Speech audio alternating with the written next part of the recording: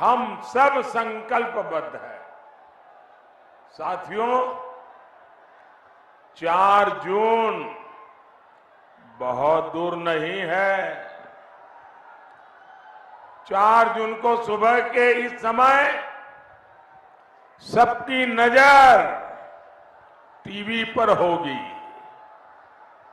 Radio पर होगी, social media खंगालते होंगे और आप जो आशीर्वाद दे रहे हैं वो 4 जून को एक के बाद एक भाजपा एनडीए के विजय की ओर आगे बढ़ता जाएगा।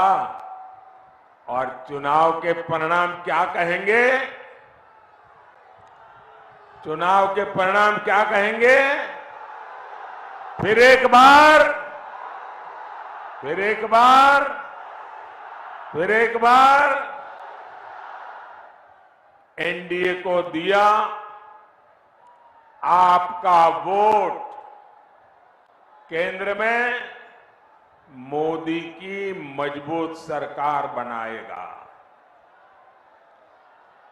आरजेडी, कांग्रेस या इंडिया अलायंस को तो अगर किसी ने गलती से भी बटन दबा दिया ना तो उसका वोट तो बेकार जाना जाना तय है।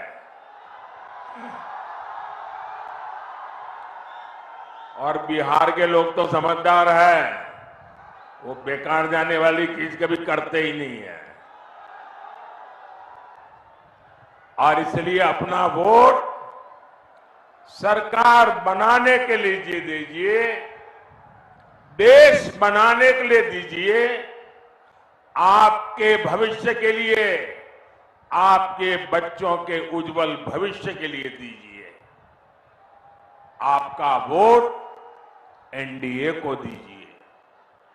साथियों, बिहार के लोगों के सामर्थ्य और बिहार के लोगों की समझदारी का मैं बहुत सम्मान करता हूं, लेकिन मुझे ये देखकर दुख भी होता है कि सामाजिक न्याय के नाम पर लालटेन वालों ने बिहार में कितनी अंधेर गर्दी फैलाई। इन लोगों ने बिहार के लोगों को गरीब और अभाव में धकेल दिया, जंगल राज दिया। इन लोगों ने सबको बर्बाद किया और खुद अपने आलीशान महल खड़े कर दिए। क्या ऐसे लोग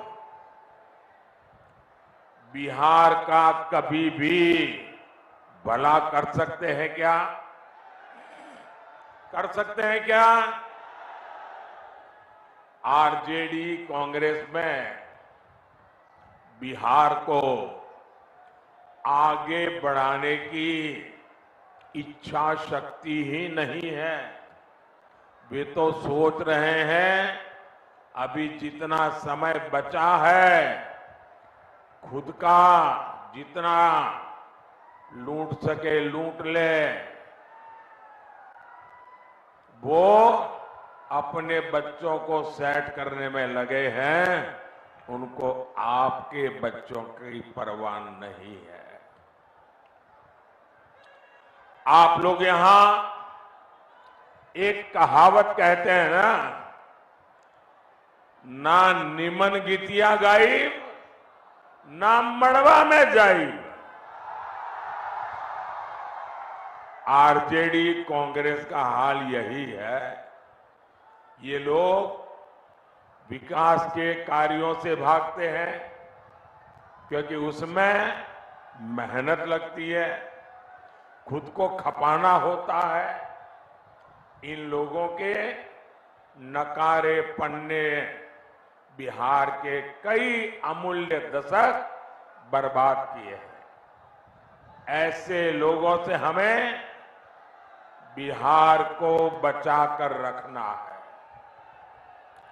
भाइयों और बहनों, आरजेडी हो, कांग्रेस हो, इन दोनों पार्टियों ने अब तुष्टीकरण को अपना सबसे बड़ा राजनीतिक हथियार बनाया है।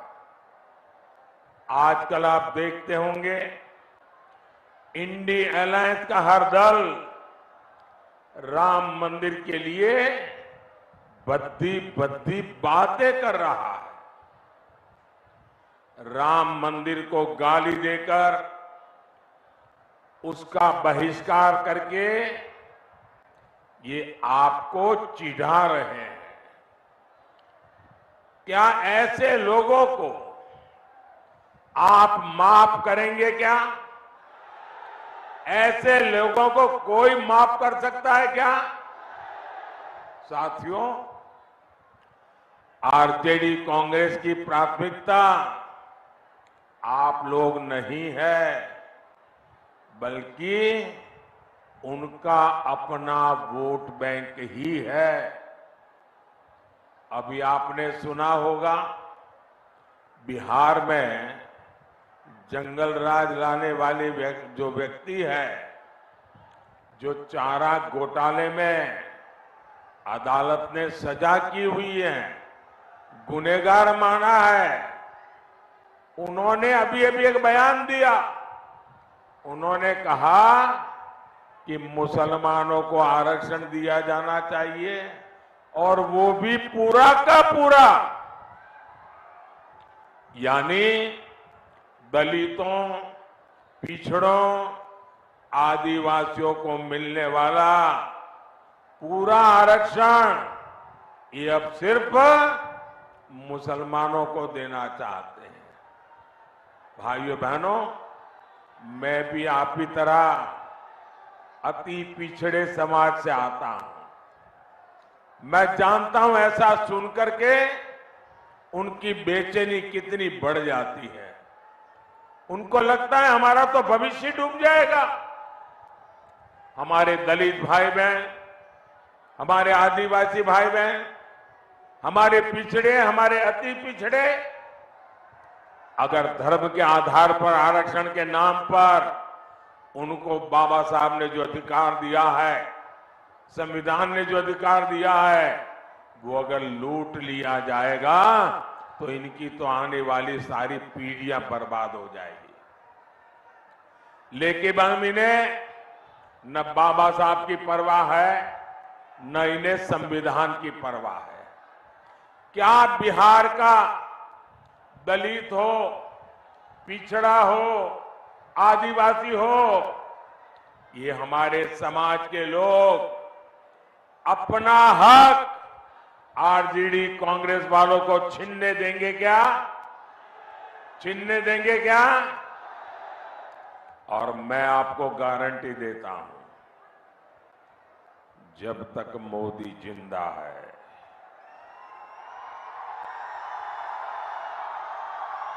ये आपके अधिकारों पर डाका नहीं डाल सकते। ये आपके आरक्षण को छीन नहीं सकते।